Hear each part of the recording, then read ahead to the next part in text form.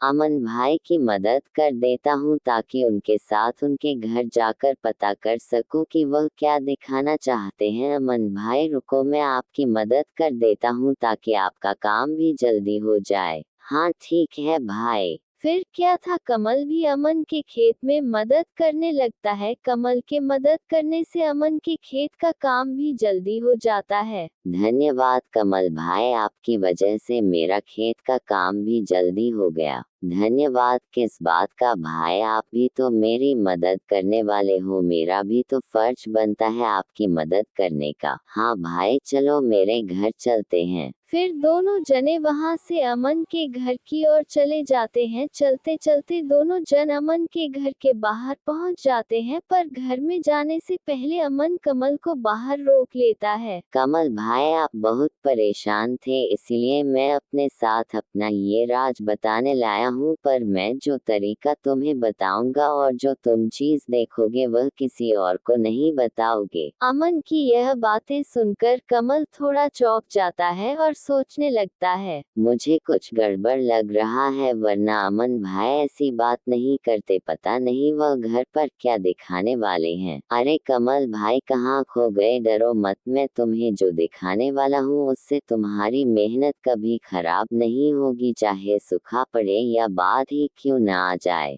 कमल थोड़ा परेशान हो जाता है, फिर भी वह अमन के घर पर जाता है। कमल अमन की बातों से थोड़ा परेशान तो था, लेकिन अमन के घर का सामान देख वह और भी परेशान हो जाता है।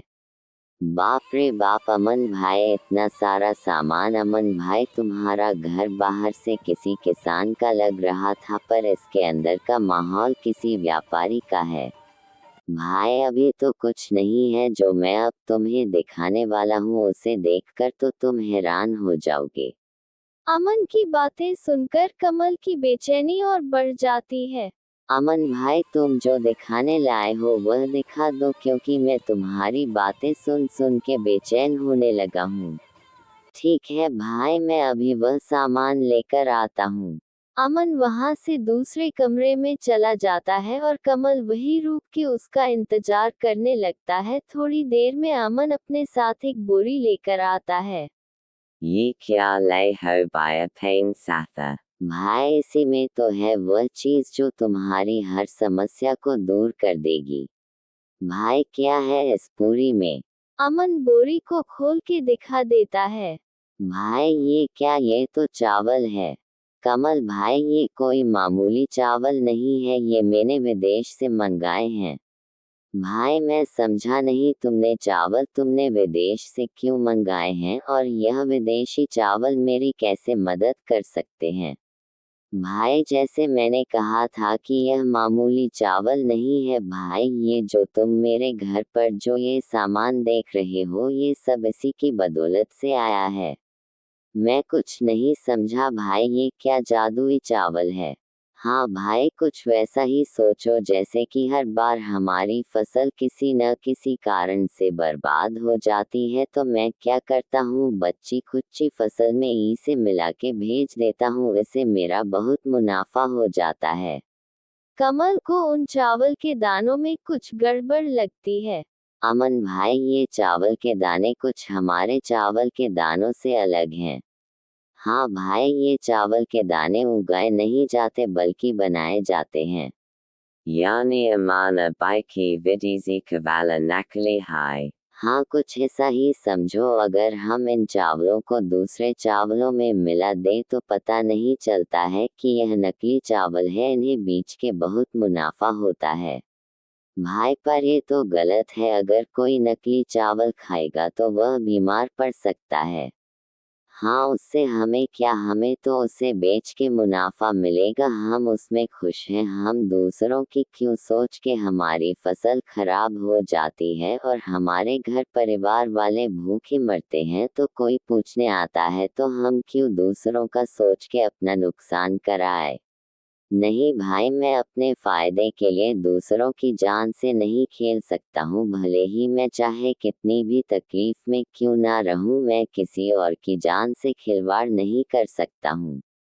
कमल भाई एक बार फिर सोच लो, यह चावल तुम्हें बहुत अमीर बन सकते हैं और तुम्हें उनके होते तुम्हें अपनी फसल की ज्यादा चिंता भी नहीं करनी होगी, जितना भी हुआ बाकी का ये संभाल लेंगे।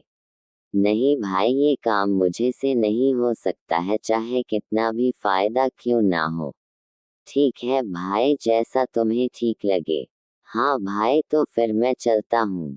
कमल अमन के घर से निकल जाता है। वह फिर से परेशान होकर अपने घर की तरफ निकल जाता है। चलते चलते कमल परेशान हालत में एक बड़े से पेड़ के नीचे आकर बैठ जाता है। अब क्या करूं मैं, अब अपने नसीब को कोसूं या नहीं। कुछ देर पहले लग रहा था कि मुझे कोई नहीं रहा मिल जाएगी जो मेरी किस्मत को बदल देगी, पर आखिर कब तक इस किस्मत को मैं कोस के काम होगा मेरा। कमल परेशान होकर पेड़ के नीचे अपने आप से बातें कर रहा होता है। तभी वहां से एक साधु बाबा गुजर रहे होते हैं। कमल को इतना परेशान देखकर बाबा उसके पास चले जाते हैं। क्या हुआ बेटा, इतने परेशान क्यों हो, कोई तकलीफ है क्या? नहीं बाबा, कोई परेशानी नहीं है। देखो बेटा, मुझे से छुपा कर क्या करोगे, तुम्हारी शक्ल बता रही है कि तुम बहुत परेशान हो। कोई तकलीफ है तो मुझे बताओ, शायद मैं तुम्हारी कोई मदद कर सकूं। बाबा की यह बात सुनकर कमल सोचने लगता है। इतना तो परेशान हूँ, अब कोई रास्ता भी नजर नहीं आ रहा है। एक बार बाबा से बात करके देखता हूँ, शायद वह कोई उपाय बता दे। क्या सोच रहे हो बेटा, बोलो क्या परेशानी है? एक परेशानी तो है बाबा, मैं मेरी किस्मत से परेशान हूँ। मुझे लगता है वह मेरा साथ कभी नहीं देती है।